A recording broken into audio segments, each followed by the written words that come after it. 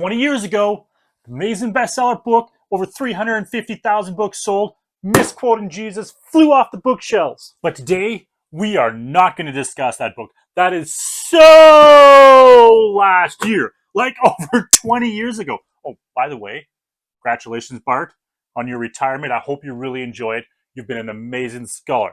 But back to what we're talking about right now. Misquoting Jesus.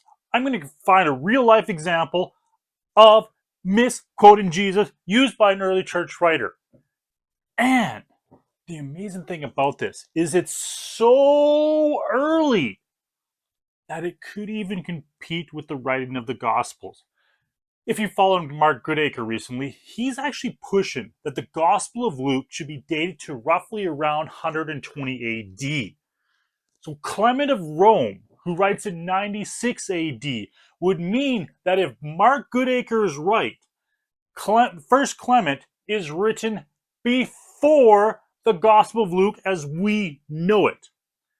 This is amazing of how much Clement misquotes Jesus here. But we are not going to park there. I'm going to look at the reasons why and how does he misquote Jesus. And then we're going to circle around and park on why and how this is relevant to our understanding of the creation of the other Gospels, Matthew, Mark, Luke, and John. So let's get right to it.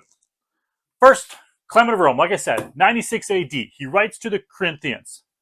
And this is one of the statements he writes in 1 Clement 46:8. So this is the big misquote. So remember the words of the Lord Jesus. Right away, this is Clement's tell. I am now quoting Jesus. And he says, for he said, woe unto that man. It was good for him if he had not been born, then that he would offend one of my elect. It was better for him that a millstone be hung on him, and he be cast into the sea, than he should turn aside one of my elect.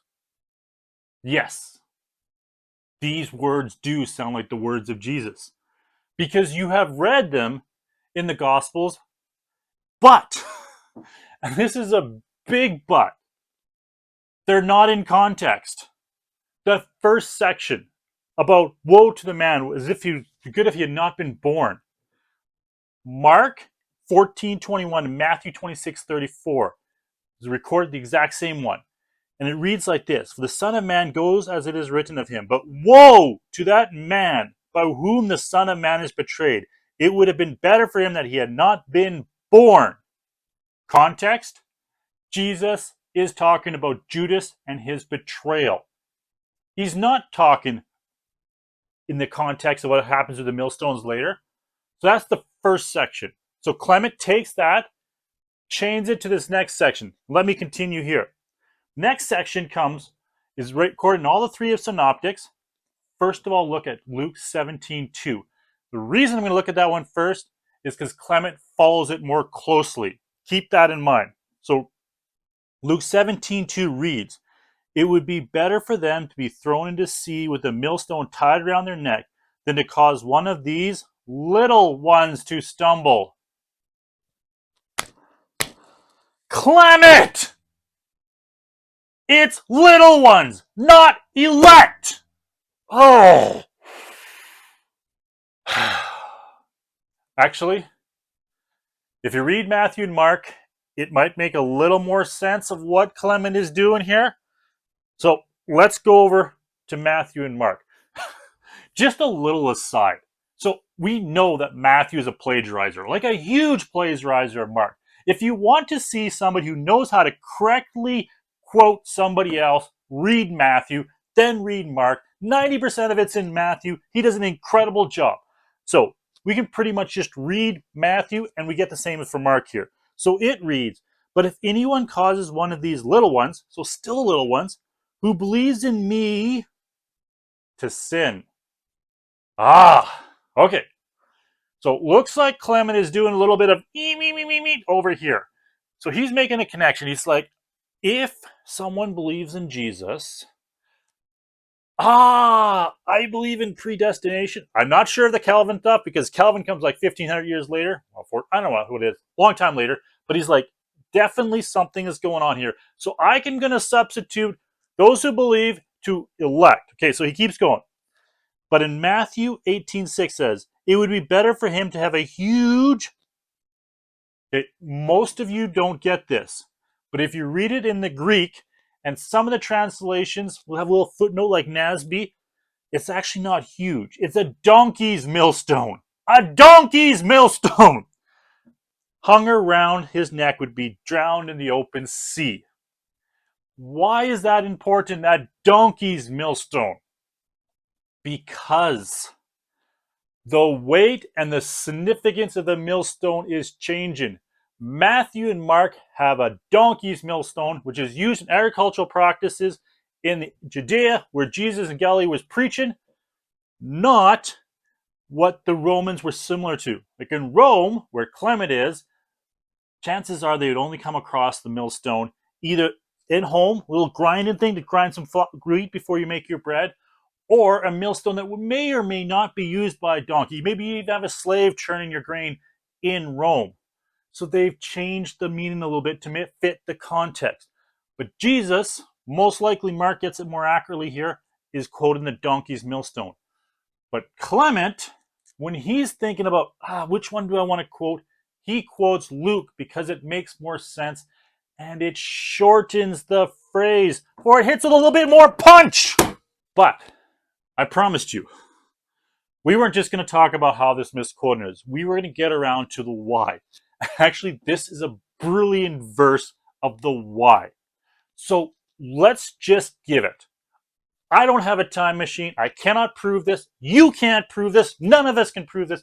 But let's just say that Jesus said something similar to millstones, little ones, maybe elect, more likely little ones, and preventing them from causing their sin. What is the context of which they come into?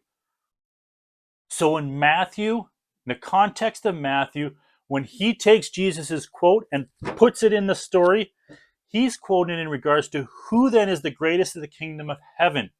And he's shown how important the little children are in the kingdom of heaven, because if somebody was to cause them to stumble, it would be better if they were thrown into the sea and drowned.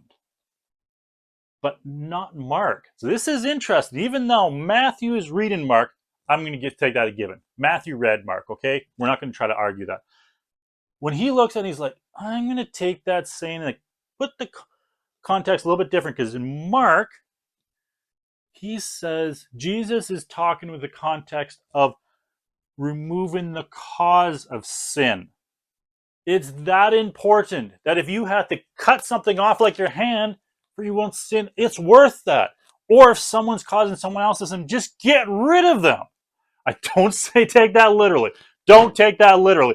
Don't take that literally, please.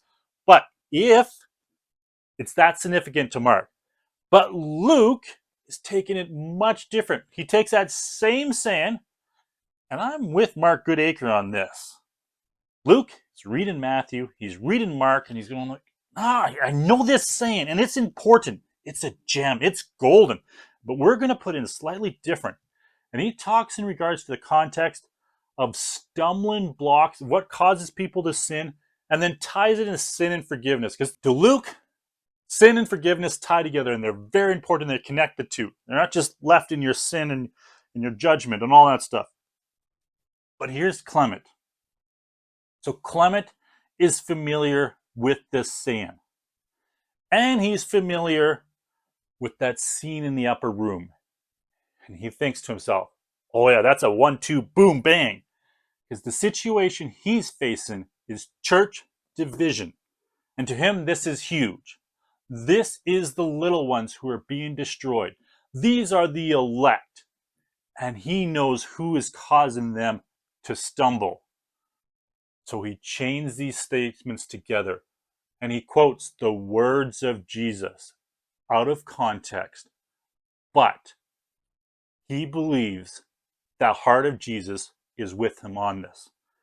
So his concern is your schism has subverted, added words, the faith of many, has discouraged many, has given rise to doubt in many, and has caused grief to us all.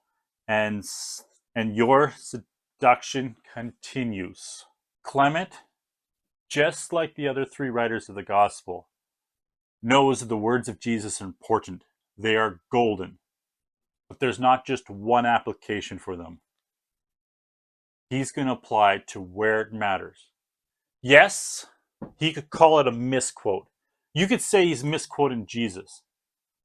But it would be better if you say, but is he using the words of Jesus to accomplish the purpose of Jesus and connect to their true meaning, not just the nuances of the exact word?